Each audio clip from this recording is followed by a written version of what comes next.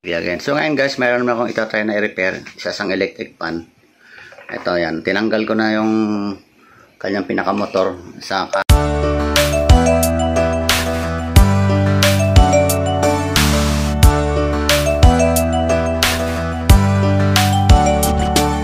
ang issue nito guys is yan, matigas siyang ikot, hindi siya maikot. Ayan. So maring nag-ano to, nag-lock doon sa kuwan. Kailangan siguro to lalangisan. Titingnan natin guys. So binuksan ko na to. Ayan, tinanggal ko na yung mga tornilyo. May isang tornilyo pa natira. Ayun na lang tatanggalin ko.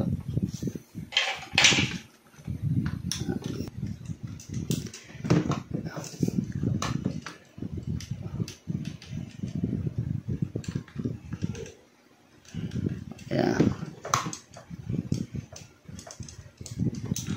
Okay, yun. So, chinek ko na to. Okay naman yung kanyang windings, buo pa.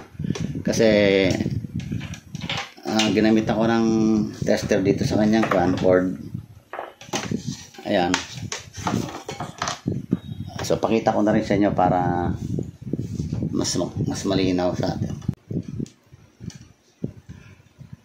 Okay, so ayan. Lagay natin sa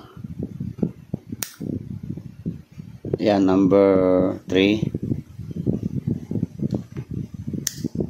number 2. Ayan guys, makita nya. Tapos number 1, number 1.6K, so 609. Okay, so okay yung windings na buo. So problema niya talaga, matigas siyang ikutin. So, buksan natin.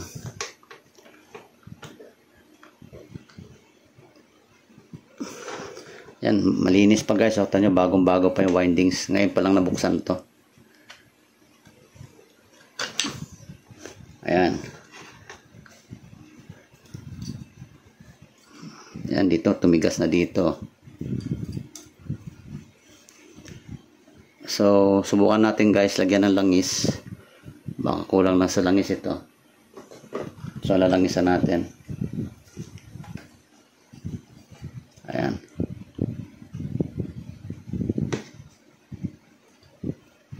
So guys, tanggalin natin para malangisan natin.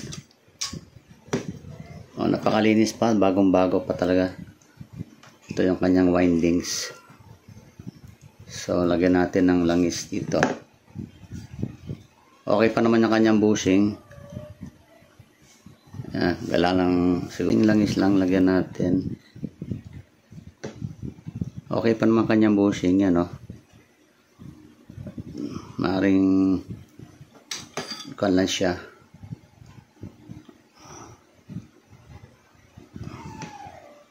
Tapos yung kanyang shop, ayos pa naman. Hindi pa naman masyadong talagang gas-gas na gas-gas. Ito, lagyan din natin langis. Try natin guys. Ibalik yung ano na. Tingnan natin kung okay na yung kanyang kuan.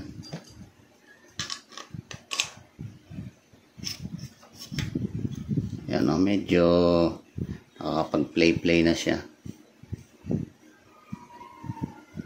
Ito, lagyan din natin. Ayan. Ito rin, lagyan ko ng langis konti.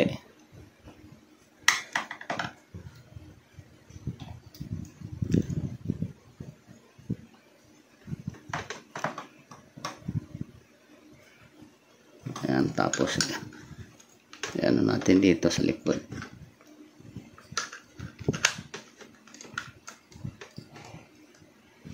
Ayan, lagyan natin, balik na natin mga tornilyo.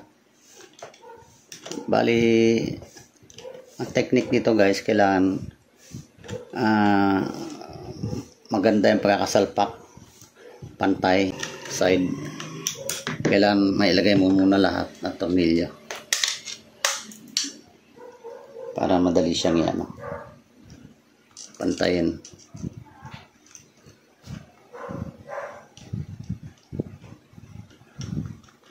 So ayan, pwede na natin siyang higpitan. una dito muna sa isang side, tapos sa katapat niya dito naman sa kabila paikis para pantay.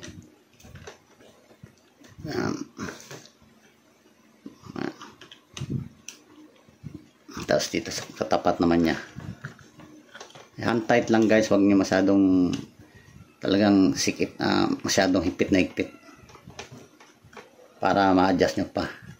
Tapos medyo palo-palo niya ng konti.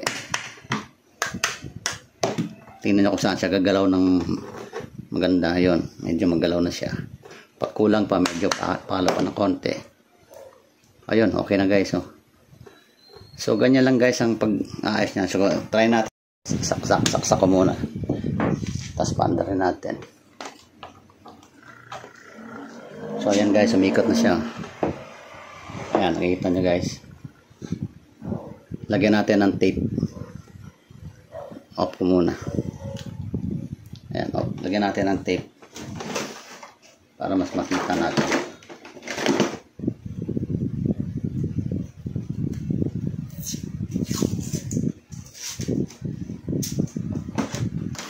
So ganyan guys, kung makakita kayo ng ganyang problema, maka-encounter ganyan, ganun lang ang gawin nyo guys. Baklasin nyo, linis-linisin, tapos lagyan ng langis, tapos yan, pag ganyan dapat ang ikot. So ganyan lang guys, kayo pwede na kayo mag-repair nyan, hindi na kailangan ipagawa. Yan, natin. Ayan guys, mikot na siya. 1 2 3. So okay na guys, hindi na siya matigas gaya kanina.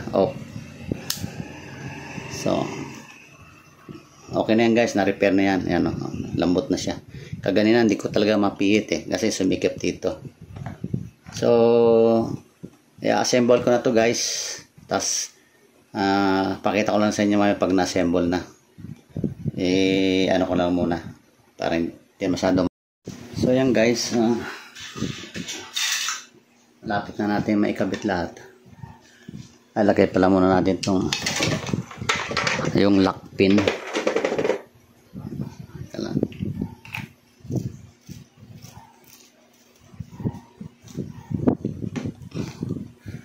Itong lock.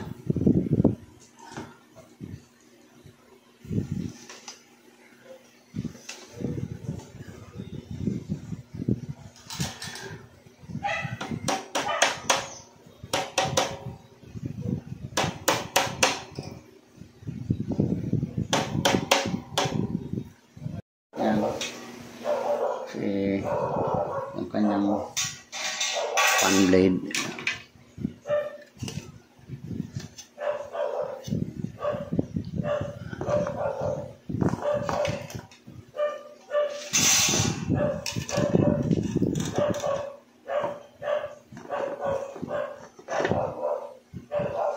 Okay.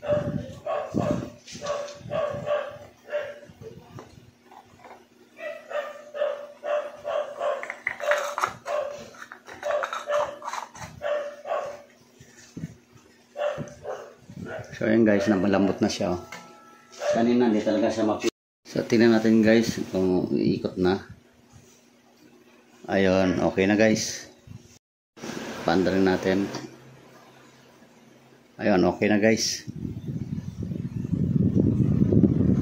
Lakas oh. 1 pa lang yan. 2. So lakas. 3. Lakas. Okay. So yun lang guys, ang paraan paano ayusin pag nagkaroon ka ng ganyang issue, yung matigas siya, hindi na sa mapit.